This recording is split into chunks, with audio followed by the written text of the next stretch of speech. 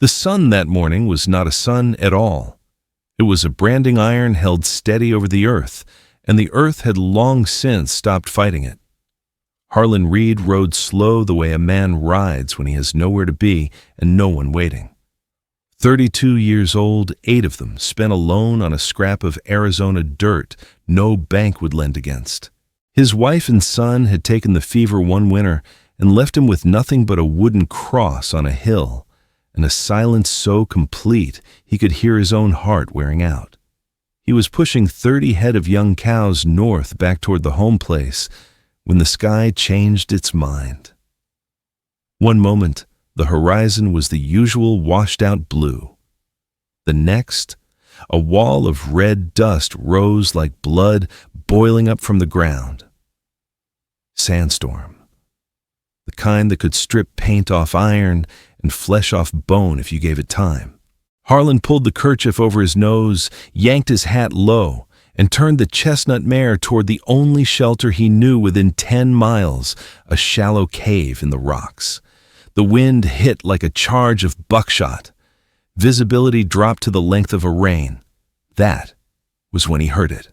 A sound so small it should have been swallowed by the howl, yet it cut straight through a choked, desperate cry, half sob, half scream, the last noise a body makes when it decides to die standing up rather than on its knees. Harlan reined in. His hand found the colt on his hip out of habit. He cursed once low, then turned the mare into the storm. Through the murk, he saw her. She staggered like a drunk at closing time, one arm flung across her face, the other clutching a scrap of paper that the wind kept trying to tear away. Her dress, once green, maybe was the color of old blood, now shredded to the thigh in places. Hair, black as crow wings, whipped around her head. Skin burned raw, lips split and bleeding. Each step looked like it cost her a year of life. 10 yards, 5. She dropped to her knees. Harlan swung down, boots hitting sand that burned through the leather. He caught her before she went face first into the grit. She weighed next to nothing, but her body was furnace hot against his chest. Her eyes opened dark, wild, still fighting, even when there was nothing left to fight with. They locked on his like he was either salvation or the devil himself. "You won't leave me out here, will you?" The words came out cracked, barely louder than the wind. Harlan looked at her. Really looked sunburned cheeks, blistered hands torn from crawling or clawing or God knew what. A woman alone in this country was already a ghost.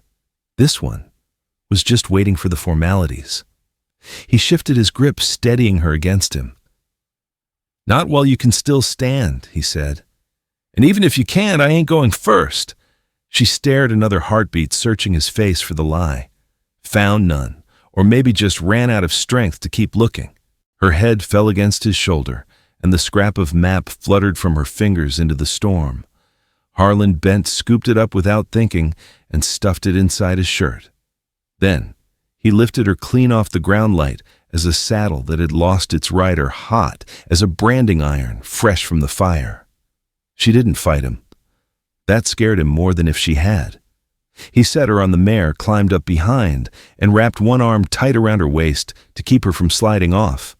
The chestnut snorted, unhappy with the extra weight and the smell of blood and terror. Harlan turned them into the teeth of the storm, toward the cave, toward whatever came next. Behind them, the desert swallowed their tracks in seconds, the way it swallowed everything else. Ahead, the wind screamed like it knew what Harlan had just done and didn't approve. But Harlan Reed had quit listening to the desert a long time ago. He had a woman burning up in his arms, and for the first time in 8 years, he had a reason to ride faster than a walk. The cave was little more than a scar in the rock face, shallow enough that the wind still found its way in, but deep enough to keep the worst of the sand from flaying them alive. Harlan carried her inside boots, scraping over loose stone. The mare waited outside, ears flat, unwilling to crowd into the darkness. He laid the woman on the only flat spot, a slab of sandstone worn smooth by years of flash floods. She was burning hotter now, skin radiating heat like iron left too long in the coals. He knelt, pulled the canteen from his saddlebag, and poured a thin stream between her cracked lips. Most of it ran down her chin, cutting pale trails through the dust and blood. She coughed once weakly, then swallowed. Her eyes fluttered open again. This close, he saw they were the color of river silt after a storm, dark brown shot through with gold flecks. They fixed on him without fear, now only exhaustion so deep it looked like surrender.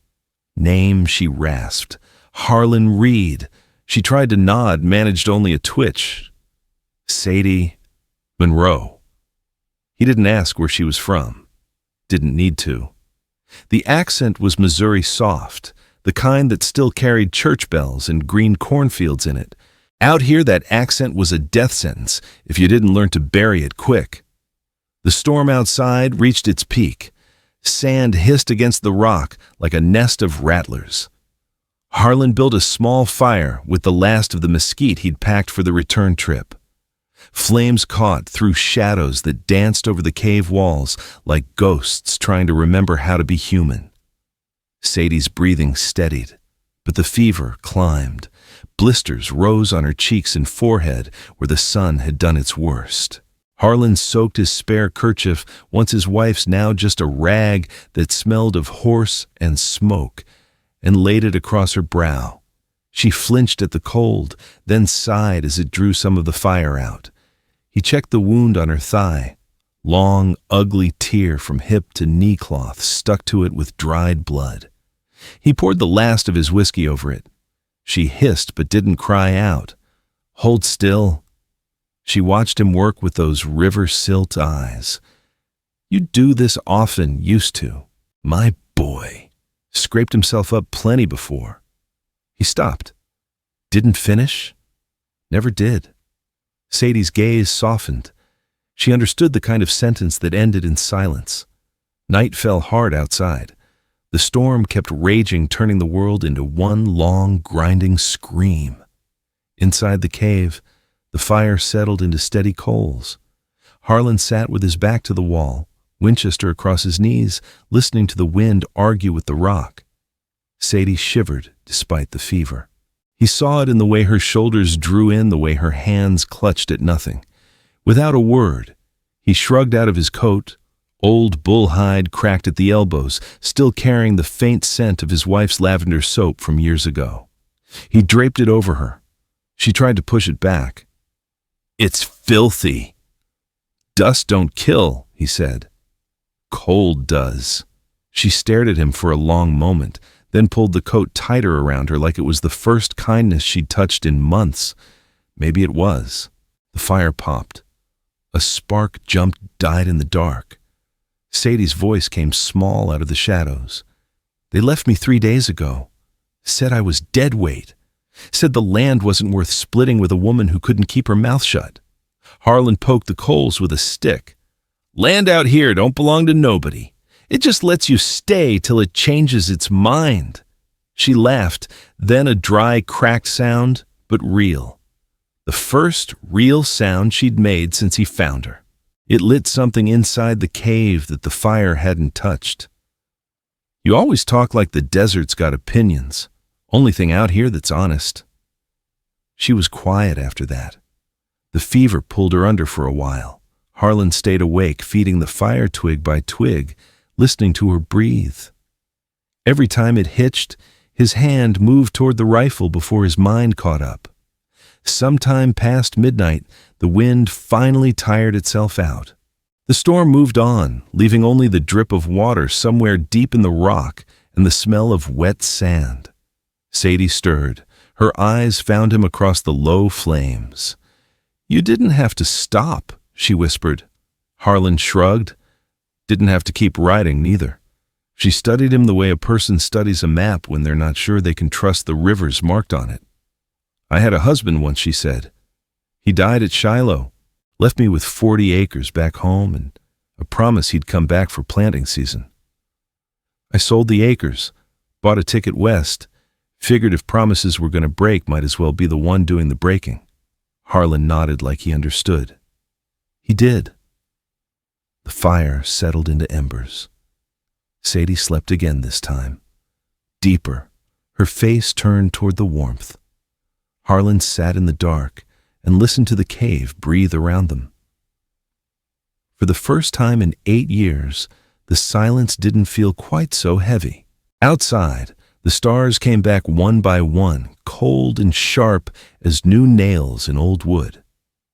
Inside, 2 strangers shared the same small fire, and the desert for once didn't win. Dawn came in pale and cautious, the way a man enters a room where someone might still be holding a grudge. The storm had spent itself in the night, leaving the world scoured clean and strangely quiet. Sand had drifted into the mouth of the cave like red snow. Harlan kicked it aside and stepped out first, checking the sky. Clear for now. The desert always gave you one morning of mercy before it remembered what it was. Sadie emerged behind him, moving slow, testing her weight on the wounded leg. The coat still hung on her shoulders, sleeves rolled 3 times. She looked smaller in it, but her eyes were sharper than the night before. Harlan tightened the cinch on the chestnut, then turned to her. "Can you ride?" "I walked here from Missouri," she said. "I can sit a horse." He gave her a leg up, then swung on behind. Not close enough to crowd, but close enough that if she started to slide, he could catch her. The mare snorted at the extra burden, then settled. Ash trotted alongside, tongue-lolling, pleased to be moving again. They rode out of the rocks and into the cholla forest. The cactus grew thick here, silver spines catching the early light like fish hooks hung out to dry. There was no trail, only the memory of one. Harlan guided the mare, careful weaving between the plants. One wrong step, and you'd carry those spines in your hide for weeks. Sadie was quiet at first, taking in the country. Then she spoke, voice low so the wind wouldn't steal it. "You know where you're going," Home Harlan said. "Such as it is." She nodded, then asked the question he'd been waiting for. "Why help me?" He thought about lying. Thought about saying it was nothing or Christian duty or just because he was there. None of it fit his mouth. "Because I've left too many things behind already," he said finally. Didn't feel like adding another. She didn't press. Just leaned back a fraction, the first voluntary touch since he'd found her. They rode for 2 hours like that, the sun climbing the heat building again. Sweat made runnels through the dust on their skin. Sadie's breathing grew shallow. The fever wasn't gone, just sleeping. Then it happened. The mare shied at a sidewinder sliding across the sand. Sadie, half dozing, lurched sideways. Her skirt caught on a cholla ball, those vicious jointed spheres that jump onto anything warm. She yelped as the spines bit through cloth into flesh. Instinctively, she jerked away. The fabric tore with a sound like a heart breaking. Harlan reined in hard. He was off the horse before it stopped moving, knife already in hand. Sadie stood frozen, staring at the ragged hem hanging to her knees, the beautiful green cloth, now just strips. He reached for the biggest piece, still attached meaning to cut it free clean. "Don't," her voice cracked, not anger. Something worse. Harlan stopped, blade half raised. Sadie's hands trembled as she touched the ruin of the dress. "It was my wedding dress," she said. "Only thing I kept from before. Thought when I found my place. When I finally had something that was mine, I'd wear it. Stupid, I know." Tears cut channels down her dusty cheeks. She didn't bother wiping them away. Harlan looked at the dress, then at her face. He folded the knife slow and put it away. "Still got the woman who was meant to wear it," he said. "That's what matters." She stared at him, something shifting behind her eyes. Then she nodded once small and let him cut the rest free. They rode on. The sun reached noon height, brutal and indifferent. Ahead, a shimmer of green appeared, a spring-fed seep. where cottonwoods grew, one of the few places water remembered the surface. Harlan angled toward it. When they reached the shade, he helped Sadie down. She limped to the water and dropped to her knees, hands cupped to drink. He caught her wrist. Wait. She looked up, confused. Water's been sitting, full of wiggletails and worse. Drink that, and you'll wish the storm had finished you. He pulled a small cloth bag from his saddle-rolled charcoal and sand layered in an old flour sack. He set it in the trickle upstream, let the water filter through, slow and clean. Sadie watched, then laughed, short surprised. You always carry a water filter. Learned the hard way, he said. Same as everything else. While the water cleared, they sat in the shade. Harlan chewed a piece of jerky, then cut half and handed it to her. She took it without thanks, just the nod of someone who'd gone too long without. The silence between them changed quality. Not empty anymore, filled with the small sounds of living, the mare cropping grass, ash lapping water, the wind in cottonwood leaves like dry applause. Sadie spoke first. Back home, folks said a woman alone out here was either crazy or dead. Mostly dead. Harlan grunted. They weren't wrong. But here I am. Here you are. She studied him sideways. You don't talk much. Never found words did much good. Sometimes they do, she said. Sometimes just hearing another voice keeps the dark from winning. He didn't answer, but he didn't move away either. Evening found them camped under the cottonwoods. Harlan built a small fire, smokeless, the way you do when Comanche might still ride these parts. Sadie sat across from him, knees drawn up, his coat still around her shoulders, though the night was warm. Stars came out hard and bright, the kind that make a man feel small and watched. She spoke into the firelight. How long since you had company? 8 years. That's a long time to talk only to dogs and horses. They don't lie, he said. Don't leave neither long as you feed them. Sadie poked the fire with a stick. Sparks rose like tiny souls escaping. I used to think lonely was a place, she said. Turns out it's a habit. Harlan looked at her, then really looked. The fire painted gold on her blistered cheeks, shadows in the hollows beneath her eyes. She was beautiful the way a honed blade is beautiful, not soft, but true. He shifted, moving around the fire until he sat beside her instead of across, not touching, just closer. The space between them shrank to the width of one heartbeat. Overhead, the cottonwoods whispered secrets to the stars, and for the first time in 8 years, Harlan Reed didn't sleep with his back to the wall. The sun had begun its slow bleed into the west when they crested the last rise.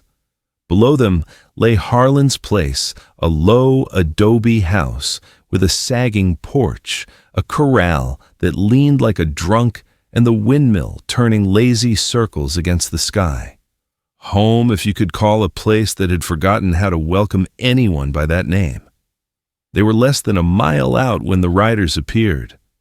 3 men on sweat-lathered horses cutting across the flats from the north. They rode hard, coats, flapping hats pulled low. Harlan saw them first. His hand moved to the Winchester boot without thinking. Sadie saw them second. All the color left her face. It's them, she whispered. The ones who left me. Harlan didn't ask how she knew. He just reined in, letting the mare stand. Ash growled, low hackles rising. The 3 pulled up 20 yards away, spreading out in a half moon. Dust settled around their horses' hooves like smoke after a shot. The leader was a thick man with a beard the color of rust and eyes mean as a snake's. He spat to one side and grinned at Sadie. Well, look what the desert coughed up. Thought the buzzards would have had you by now, girl. Sadie's voice came out steady, but Harlan felt her tremble against his back. I'm not your concern anymore, Doyle. Oh, but you are. Doyle's hand rested on his pistol butt. You got that map. Map to land I paid good money for, and you went and ran off with it like a thief. It was never yours, Sadie said. You cheated those folks in Missouri, same as you tried to cheat me. Doyle's grin widened. Hear that, boys? She's got opinions. The man on the left, thin, pockmarked with a shotgun across his saddle, laughed. The third younger shifted nervous in his seat, but kept his hand near his gun. Harlan spoke for the first time, voice flat the way a man speaks when he's already decided how the conversation ends. Ride on! Doyle's eyes flicked to him, measuring. This ain't your business, stranger. It is now. Doyle studied Harlan, the worn clothes, the old colt, the eyes that had seen too much and cared too little. Something in them made the grin falter. You willing to die for a piece of skirt you picked up like road trash? Harlan didn't answer with words. He just stepped the mare forward one step. Ash moved with him, teeth bared. Doyle's hand tightened on his gun. Last chance. Harlan's voice dropped lower. You're pointing iron at a woman under my protection. Take your hand off that pistol or use it. The pockmarked man lifted his shotgun. 3 things happened fast. Doyle drew. Harlan's Colt cleared leather. The sound of the shot rolled across the flats like Judgment Day thunder. Doyle's horse reared as the bullet took him high in the chest. He clawed at the saddle horn, eyes wide with surprise, then toppled sideways into the dirt. The pockmarked man swung the shotgun, but Harlan's second shot spun him half around, blood blooming dark on his shirt. He dropped the scattergun and clutched his side, screaming. The young one froze, hands up, face white as bone. Harlan's Colt stayed steady on him. Smoke curled from the barrel. Ride, Harlan said. The kid didn't need telling twice. He wheeled his horse and kicked it into a dead run, leaving his partners behind. The pockmarked man tried to crawl toward his fallen shotgun. Harlan rode over, leaned down, and picked it up. Broke it open, emptied the shells into the sand. Next time you draw on a man, he told the wounded man, make sure he's slower. The man sobbed something that might have been mercy. Harlan didn't answer. He turned the mare back toward Sadie. She sat rigid, staring at Doyle's body. Blood soaked into the thirsty ground, dark and quick. I didn't want this, she whispered. Not for me. Harlan reloaded calm, each cartridge sliding home with a soft click. I didn't shoot for you, he said. I shot because I'm tired of watching cowards win. She looked at him, then really looked. Something passed between them, understanding maybe, or recognition. 2 people who had seen the worst the world could offer and were still standing. Harlan reached down, offered his hand. She took it. He pulled her up behind him again, her arms sliding around his waist without hesitation this time. They rode the last mile in silence. The sun finished dying behind the mountains, painting the sky the same color as the blood on the sand.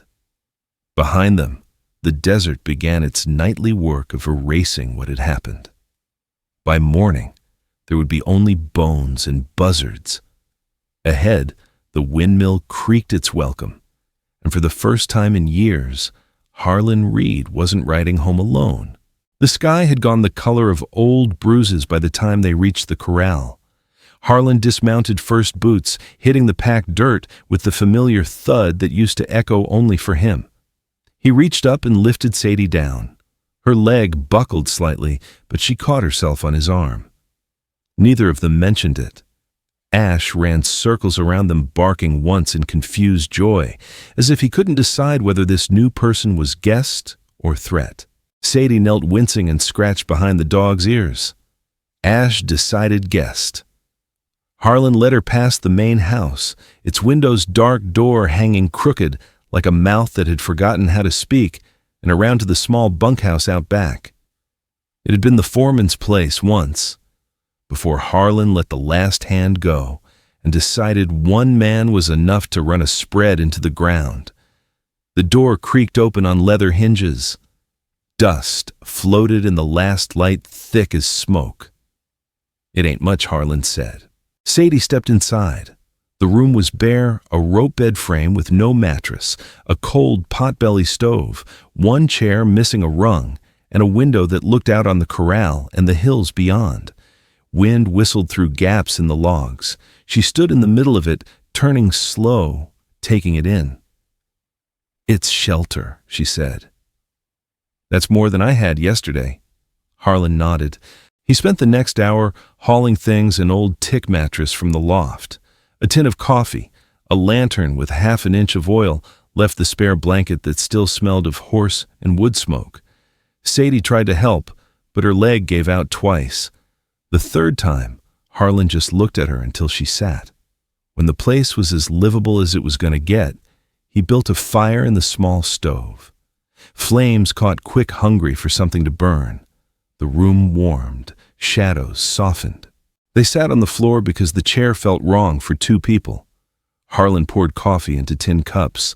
Sadie wrapped her hands around hers like it was the first warm thing she'd touched in years. For a long time, neither spoke.